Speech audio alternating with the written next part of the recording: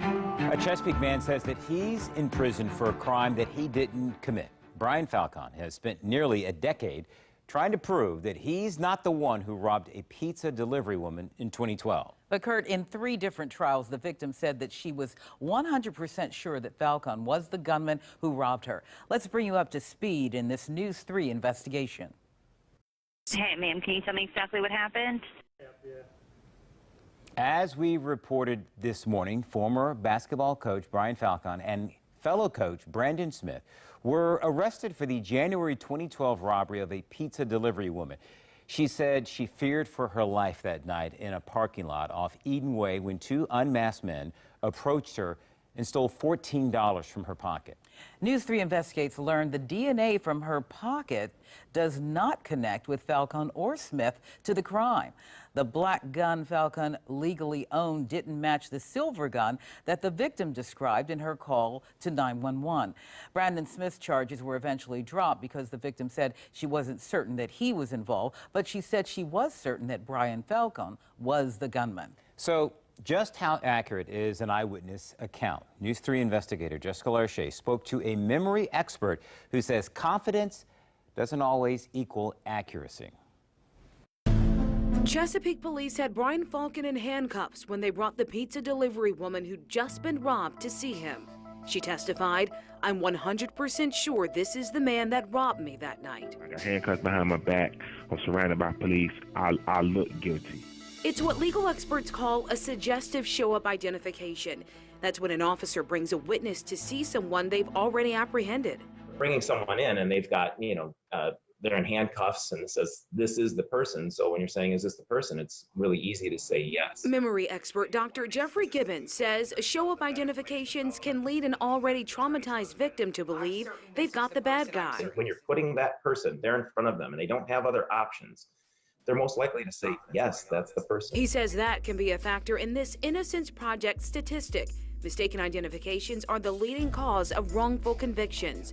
Gibbons says there's a better way to be certain the victim gets it right. You would want to bring in several people and not have them in handcuffs or have all of them in handcuffs. And they should look relatively equal and say, like, can you pick the person out here? But that's not what happened on January 23, 2012, when Falcon and his friend Brandon Smith were arrested. They say they were smoking marijuana in Falcon's car outside Smith's home right before police arrested them for the robbery of the pizza delivery woman in a nearby apartment complex about a quarter mile away. I'm thinking this is impossible for them to charge me for a robbery. When police brought the victim to see the men, she said she wasn't sure about Smith, testifying, "I certainly don't want to send anyone to jail that hasn't done something." Smith's charges were later dropped. I look at the world differently because I just see how easy it is for your freedom to get taken away. But the victim said of Falcon, "I know this is the man that robbed me." I'm a victim as well for the simple fact that I was wrongly accused, wrongly charged, wrongly convicted. Court records reveal Falcon's attorneys tried to get the victim's identification thrown out because of that suggestive show-up, but a judge allowed it to stand at trial. Eyewitness identification is the most fallible form of evidence that there is. How many times do you walk down the street and go, "Hey, Joe," and he goes, "I'm not Joe, I'm Bill"? James Broccoletti represented Falcon at his trial in 2013. He highlighted inconsistencies in the victim's testimony, like how she told 911 dispatchers one of the robbers had a silver gun, but later said that's not what she meant, explaining she was very shaken after the robbery. She then said it looked like this black Glock found on the floorboard of Falcon's car the night of the robbery, a gun Falcon legally owned.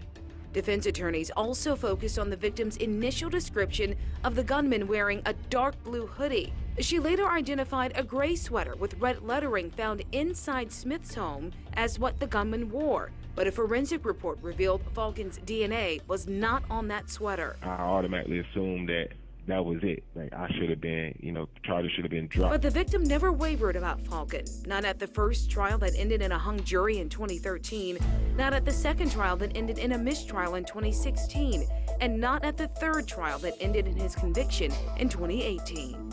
A judge sentenced him to serve more than 5 years in prison. I think in her heart she firmly believes Brian committed the offense, but that doesn't mean he did it. Falcon says he doesn't hold any grudges toward the victim. He believes if police hadn't done a suggestive show-up, things may have turned out differently. Pray for every night. I'm sorry she had to endure what she endured, but you know, it was not me.